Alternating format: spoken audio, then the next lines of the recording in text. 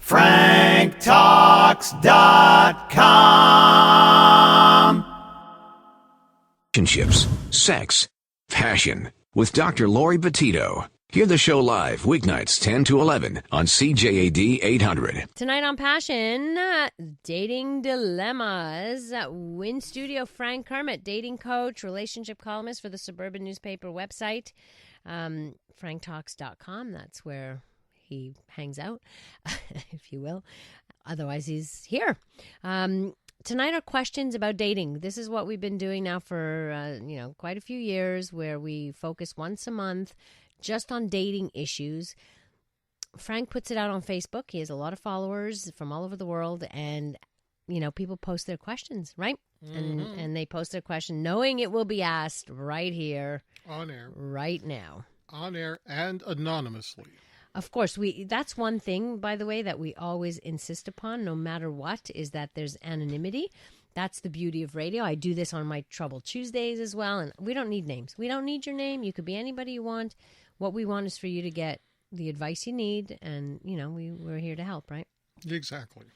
So I'll let you ask the questions. What have you been getting? What kinds of questions have you been getting from people online? Well, on Facebook, I received a few questions. Shall I just read them? Yeah, actually, let me give out the numbers just in case people want to. Right. I should say people can,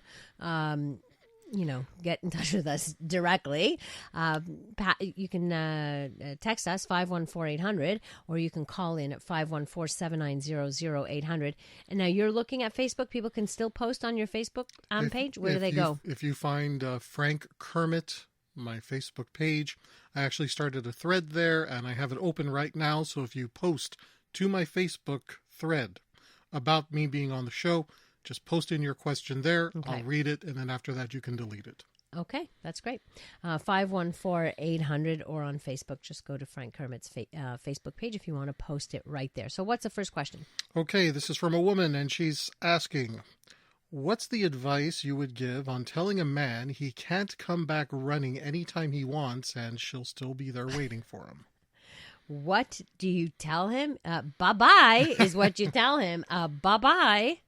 The best way to handle that situation when somebody says, look, I'm leaving, I might come back, I don't know, there's things I got to figure out for myself. The best thing you can do is to get on with your life. Let that person go. And let that person go. There is nothing really to say that, listen, I might not be here when you get back. What you're letting them know is that chances are you will be there. And that's when they start to take you for granted. Okay. And let's be fair here. If somebody is not ready to enter into something more serious with you, then they should set you free so that you have the freedom to find someone who does want to be more serious with you. It's not even just about setting you free, but set yourself free. Like, don't stay in case of, it's like, oh yeah, but he's such a great person. And yeah, but doesn't want what you want.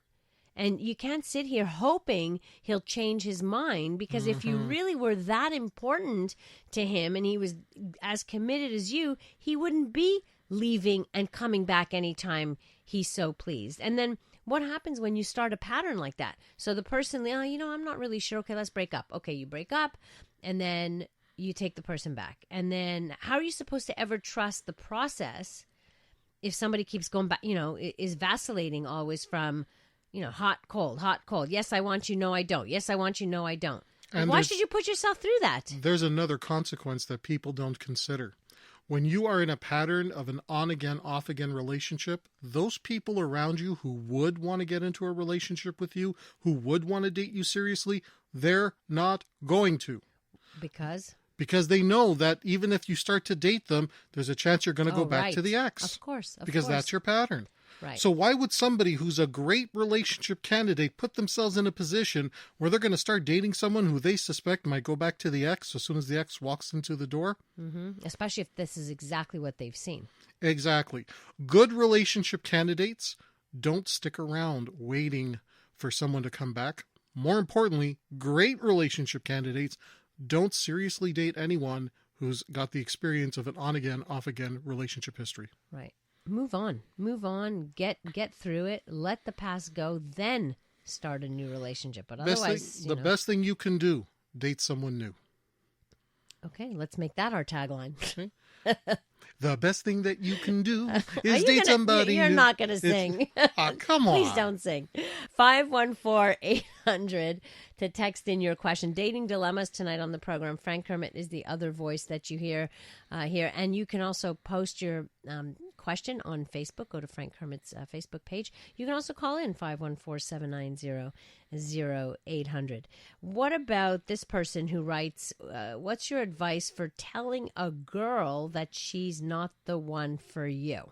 So what does that mean? That you're dating her, but she's not the one you want to settle down with? So she's Ms. Right now. She's not Ms. Right. Be exceptionally honest. Okay. And when you do tell her this, you have to give a reason that is beyond just because that's the way you feel. Okay. Because some people will hang around hoping you change the way you feel. You have to give a concrete reason that is beyond the scope of change. So, okay, can we Okay. talk about that? Okay, we're in Montreal right now, and there are people who currently are in Montreal right now that don't want to stay in Montreal. They're already thinking that within the next 5 or 10 years, they want to leave this city, greener pastures elsewhere. If they're dating someone, and the person they're dating is in love with this city, has zero interest of ever leaving this city, wants to live here and die here, it doesn't matter how well they connect. They simply don't have a future together. And if that's one of the reasons where you're saying to someone, look, you're just not the one I'm going to settle down with. You're not the one I'm going to be with in the future because your goals are very different from my goals. That is something that is beyond the scope of how you feel in the moment. Right. And that's the best way to let somebody know that as much as you like them, as much as you have an affinity and affection for them, if your future goals don't align, then you already know that it's not going to exist in that future. And you know what I'm guessing is somebody might say, yeah, but if you really love the person, won't you move with them? And if you really love the person, like you hear that kind of thing, as if love conquers everything. And it doesn't. No, Okay? it doesn't. Love is great, but it's not enough. Right. And it's not to say that being in love is not good. It's a wonderful thing. But I got news for you. Love is not enough. It's a starting point. Right. But after that, there's a lot of other factors that are going to help make a relationship work. Now, if you have love, you got a great motivation. Right. But if you got certain goals in your life and you think that love is enough to see those goals through, it doesn't work that way. This is real life, and there's hard work and hard choices you have to make. And sometimes a really good person with a good heart that you love and loves you back, and that's still not enough for it to work long term. Okay.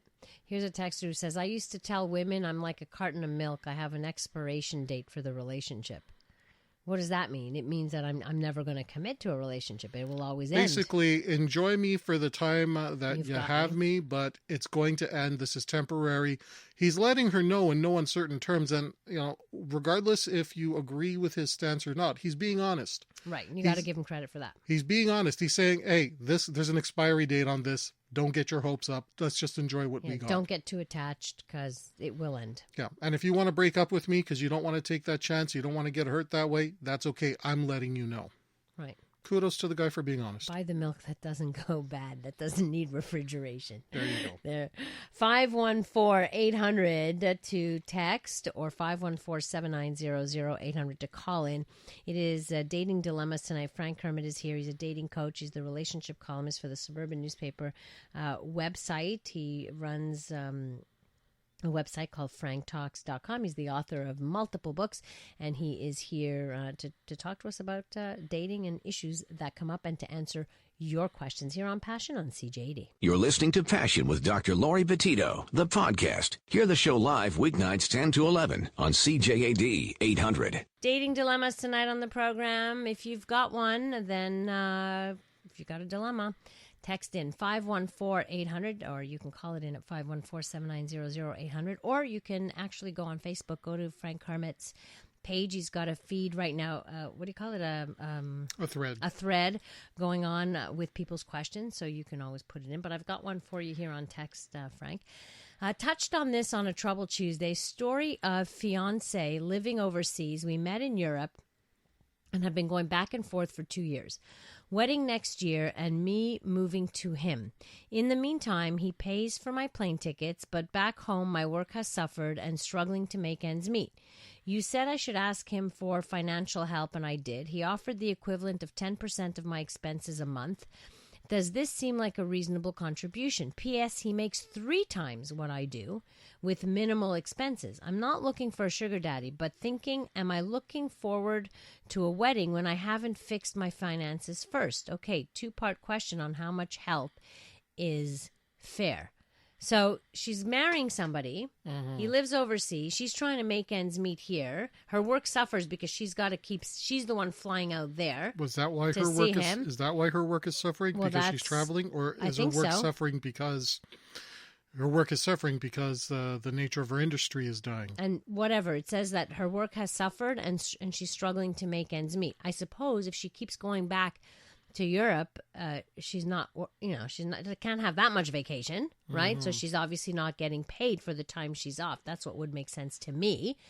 And I remember this because I said, well, if if the plan is for you to move there eventually, he should try to make it, I think, a little easier for you to continue to finish what you've got here until you go there. Unless he has some suspicion that maybe she's only after him for the money. Well, then they shouldn't be getting married if that's the Well, case. Hold on. I think the question says, what amount is fair? I'm not looking at fairness. I'm looking at what the needs are. Did you specify, this is how much I'm making and these are my needs? And does he agree that what you deem as a need is a need and not just a luxury? A luxury. Right. I think it's important. I think that they should sit down together and do her budget. Yeah. Well, that's what because I would figure. they're going to be together if they're getting married. If she goes into the marriage with debt, essentially, it's his debt anyway. It's his debt too. So, and for that reason, he may not care as much. Maybe I'm looking at it from all perspectives here. Maybe he's thinking, okay, I'm not just going to fork over all this money before she becomes my wife.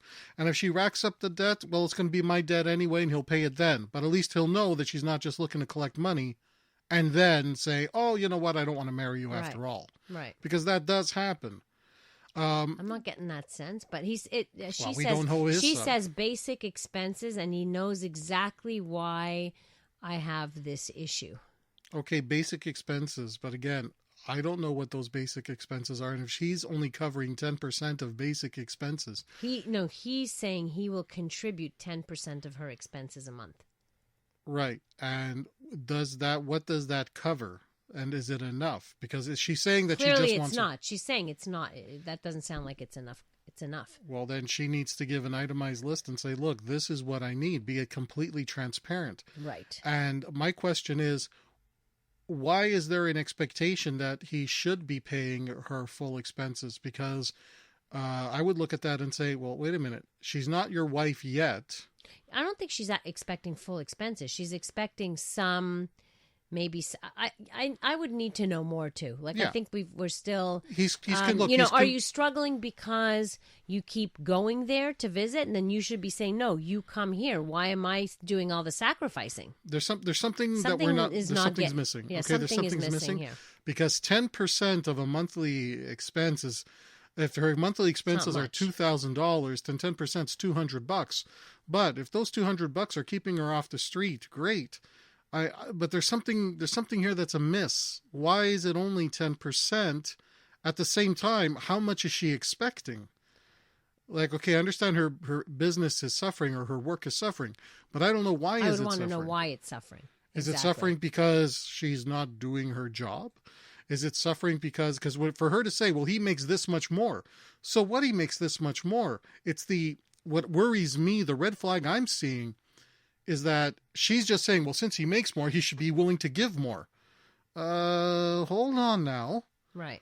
Up until now, you've been fine. So what happened that you're not able to make your bills anymore? Right. Okay, so let's put that out there. Yeah. And maybe she can respond to us and let us know. We'll get that information, and we'll come back. We've got more questions and even more feedback, actually, from other listeners about this particular one. Dating Dilemmas tonight on Passion on CJD. You're listening to Passion with Dr. Laurie Betito, the podcast. Hear the show live weeknights 10 to 11 on CJAD 800.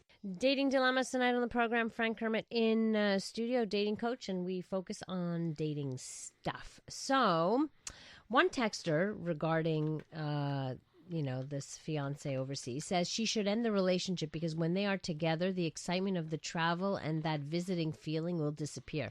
Well, that's kind of the problem with long-distance relationships is often when they meet, it's a honeymoon all the time. And unless you spend a certain amount of time just in day-to-day, you really never get to know the person truly. Well, it's the same thing that when people are advised you should live together for a few months before getting married, so you really see what it's like to be with that person. Yeah, I don't actually think that's necessary, but at the very least, you want to see somebody in all the elements of it, like in every part of their life. You want to see how they interact with people. You want to see how they interact with their family. You want to see how they they deal with stress at work. You want to see how they deal with when they're angry.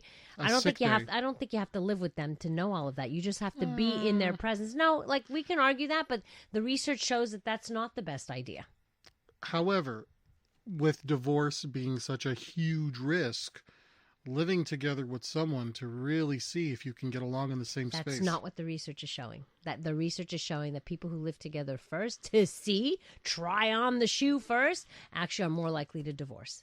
Because when you make the commitment, you should know enough before you make the commitment to marry. And it's not based on, let me just try it on first. I'll show you the research, but I'm telling you it's there. I know a lot of people don't necessarily agree with it, but that's what it's showing. So there's got to be something to that. So just to go back, and we'll think about this on the other side of the news, but she's losing money because she wrote back because of all the traveling. She's a contract worker. As a contract worker, when she's out there visiting him, she's not getting paid. There's no chance for her to make money. So to me, I think he should be coming here at least part of the time. I don't think it's fair. If he's making as high a salary as she says, he may not have the kind of profession that he could leave for that offer. Maybe, but then he should be covering the costs of her week there. Or she just shouldn't be traveling as much. Or she shouldn't be doing it, but then they won't see each other, and then blah, blah, blah. Well, then you make use of Skype, folks. Exactly. More dating dilemmas coming up next here on Passion on CJD. You're listening to Passion with Dr. Laurie Betito, the podcast. Hear the show live weeknights 10 to 11 on CJAD 800. I wish we had a camera in here watching Frank dance. Dating dilemmas on the program. Okay, so we're back. Okay, the person again with this long distance relationship. This will be the end. Okay, I've had my income cut down by 60% because of the traveling. So less 60% of her income, not by choice but by circumstance. Crazy, I know. However, my bills haven't been cut by 60%. There are no luxuries at the moment, but debt has accumulated, and the stress is killing me. My worry is fixing this, but also if we are a couple, why does geography matter in helping each other? This doesn't sound good to me. There's something about this relationship that doesn't sound good to me. There's some red flags here, okay? There's some red flags here. If the main reason that you've gone into debt and you have lost money is because of all this traveling, then a cap needed to be put on the traveling. But if your relationship is completely dependent on you being there, that's the red flag. Yeah, there's something about that. There's something. Anyway, can I make a suggestion that you maybe take the time to talk this out, either with Frank, with me, whatever, to get a coach, get coached through this, so you have somebody to talk it through in further detail, which is what we can't really do on this show exactly. So let's see. Where's the question? Why is it so hard for a 60-year-old woman to meet a man her age? What is a 60-year-old single man looking for in a woman?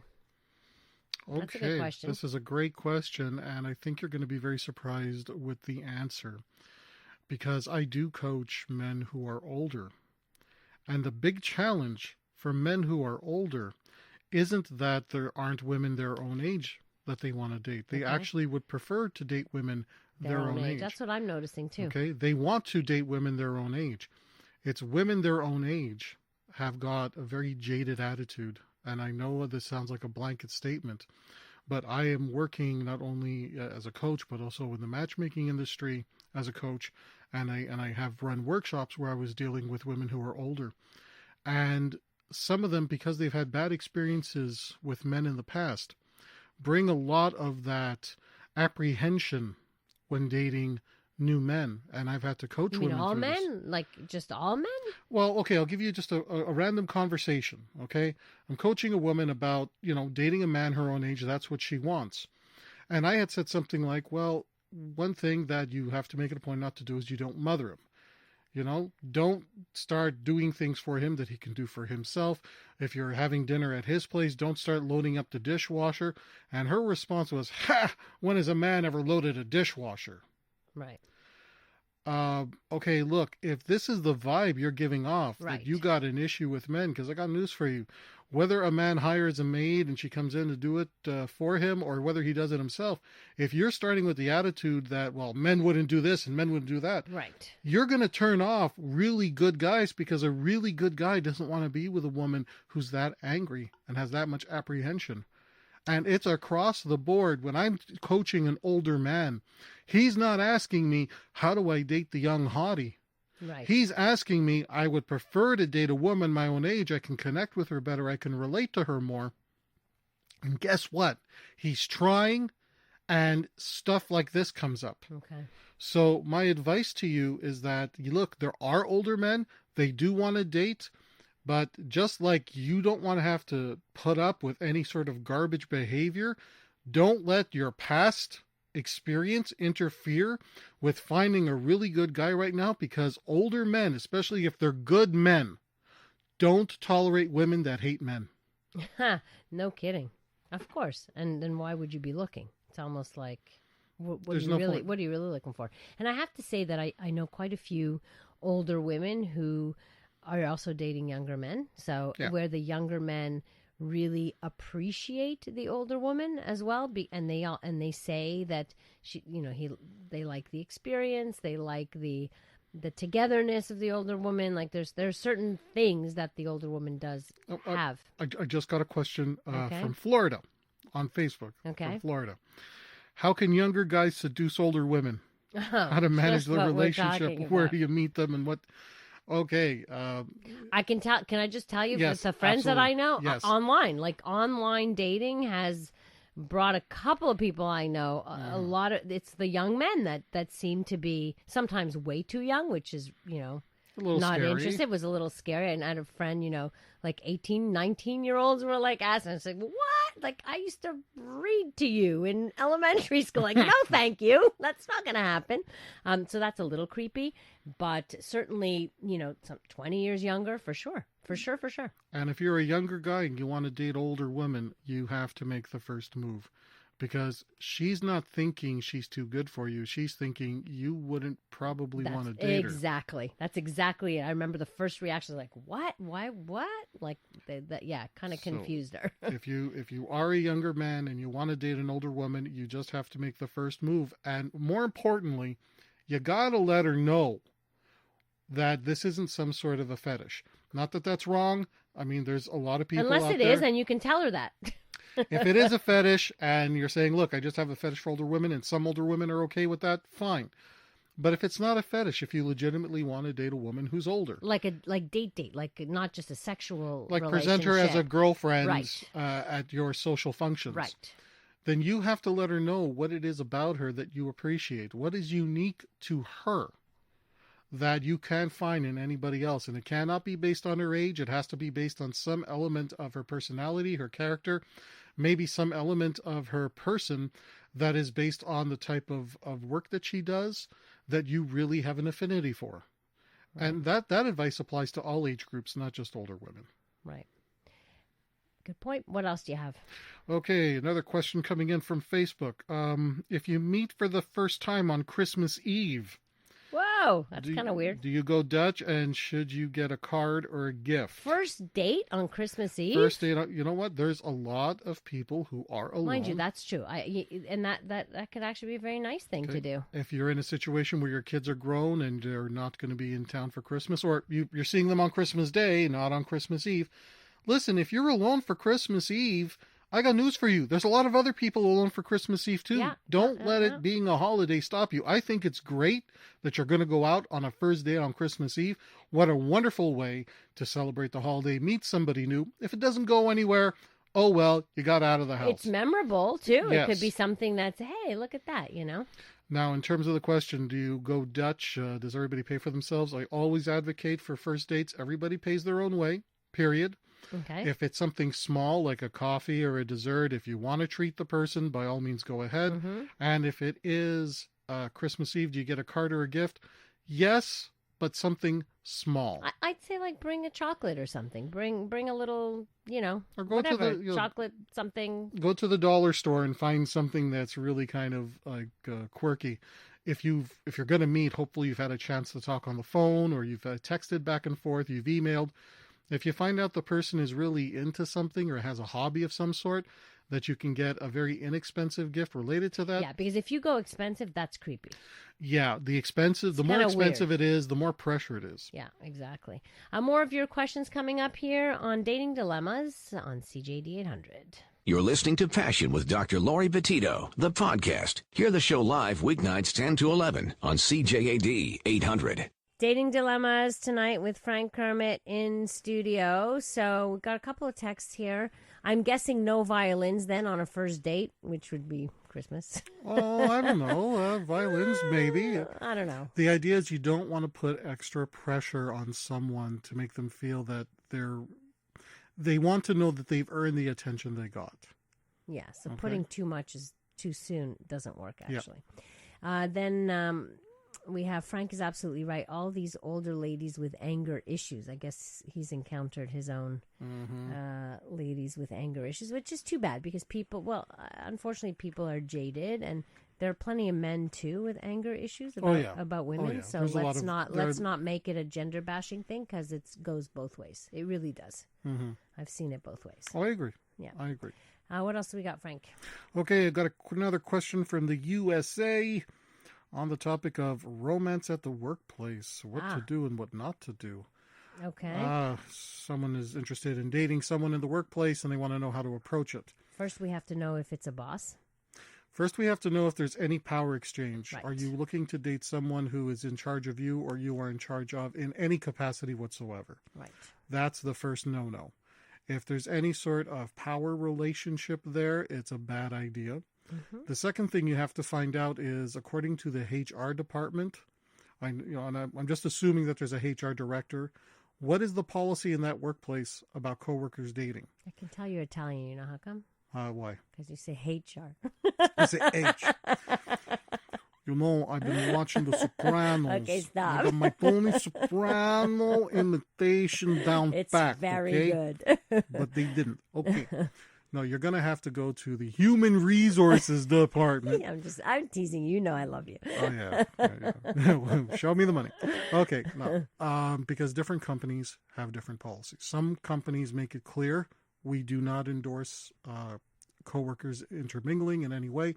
Some companies have policies that say you have to let us know when you start getting involved, because so many people have gone after the relationship has gone south. Yeah. Start making accusations against one another. Sexual harassment accusations. You know, because it's like, well, we were dating and then we stopped dating and the person came into my office and said, look, come on, let's work it out. Oh, it's sexual harassment now. Right. If you don't come to the Human Resources Department and then specify, look, we were in a relationship, you have to register with them so that they're aware that if a legitimate problem comes on, you can be protected from a false claim of sexual harassment.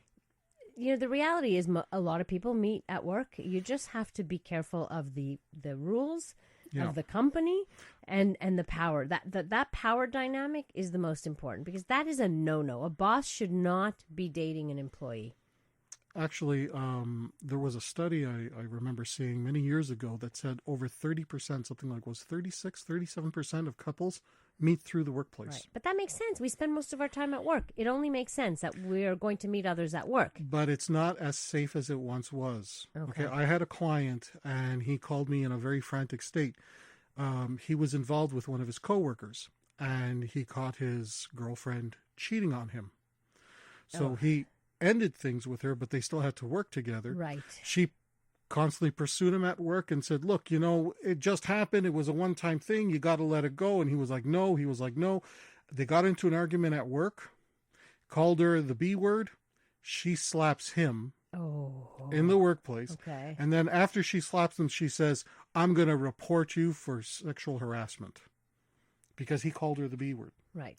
But the fact that she slapped him, like he says, well, if they report it, aren't they going to want to know what? And I said, well, dude, you dated somebody in the workplace. You kept it a secret for so long. You're in trouble. It could lead you into some serious trouble. Generally speaking, the advice is unless you plan to get serious and you're dealing with somebody in a completely different department, it's better just not to go there. Yeah. It's just better not to go there. I'm sorry. I know that I'm speaking from a very, very conservative standpoint. It's not worth the risk, folks. There's Unfortunately, too many we've people. seen it. Like you and I, because, the clientele that we see, we've seen these situations. So we get to see the dark side of it. I'm sure there's plenty of success stories, but there's also the dark side of it. And it could, My advice is proceed with caution. You really want to date somebody you work with, find another job, and then go ahead and date them. Or another department. Sometimes it's okay with another department. No, but you're still working in the same environment. Yeah. It's not worth the On risk. another floor. Because if something goes wrong, you could get into a lot of trouble and have false accusations against you because somebody got mad that somebody did something wrong. I guess, yeah. It's not worth the risk, folks. It's not worth the risk. Okay. If you have questions on dating dilemmas on the program, we still have a couple of minutes left. I know we have some questions coming off Facebook on Frank Kermit's Facebook page, or you can text them in at 514-800, even your thoughts on it. All of that works for us. You can also call us at 514-790-0800. We'll be back with more dating dilemmas here on Passion. You're listening to Passion with Dr. Laurie Betito, the podcast. Hear the show live weeknights 10 to 11 on CJAD 800. Last couple of minutes here on Dating Dilemmas. Frank Kermit joins me, and people are sending in questions fast and furious on Facebook. What do we have, Frank? Okay, we have a question coming in from Chateauguay.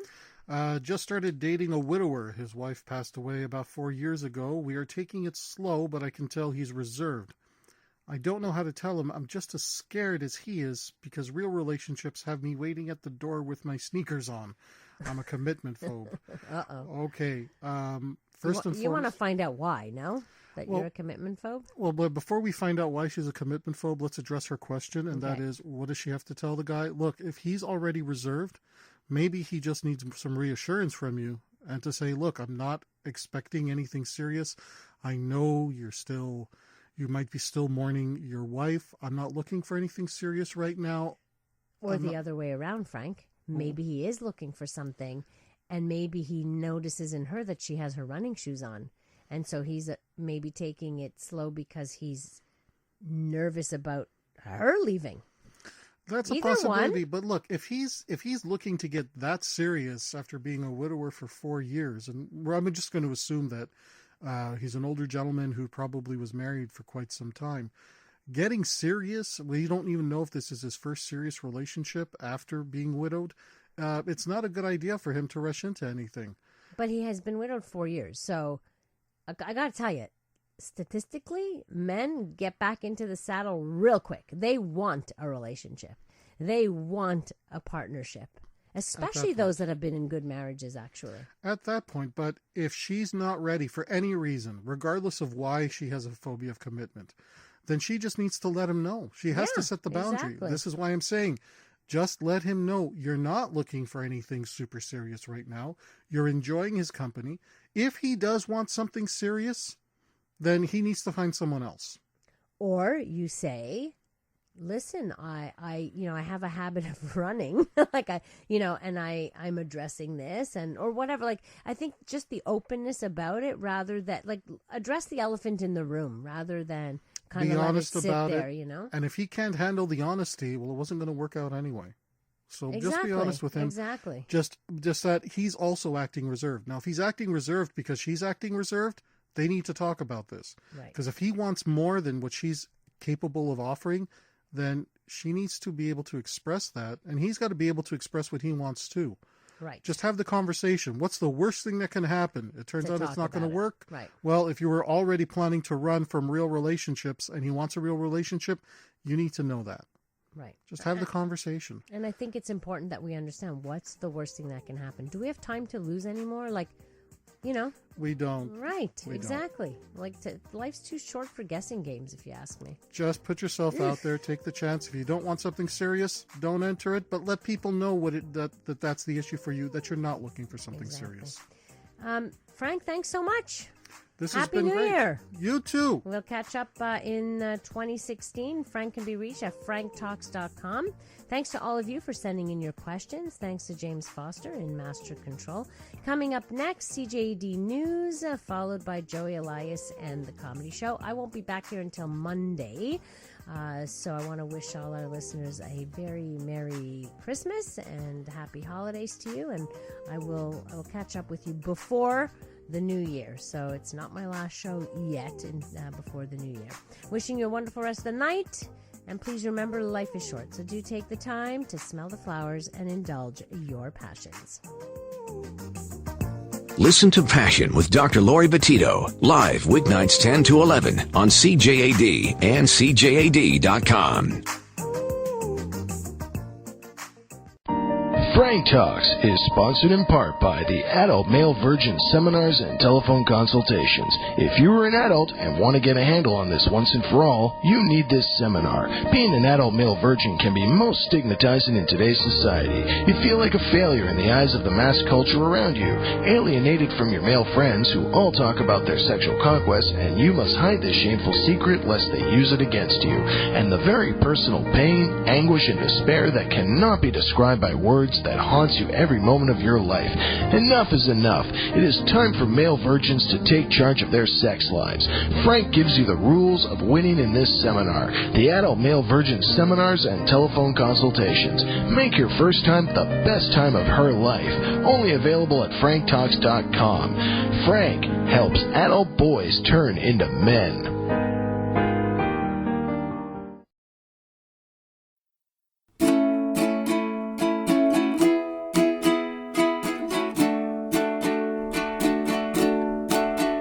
If you need help with your relationships, my buddy Frank, he's got some tips. Just go to franktalks.com. His advice is better than your mom's. He knows what you're going through, Frank has been there too. So log on to franktalks.com. franktalks.com.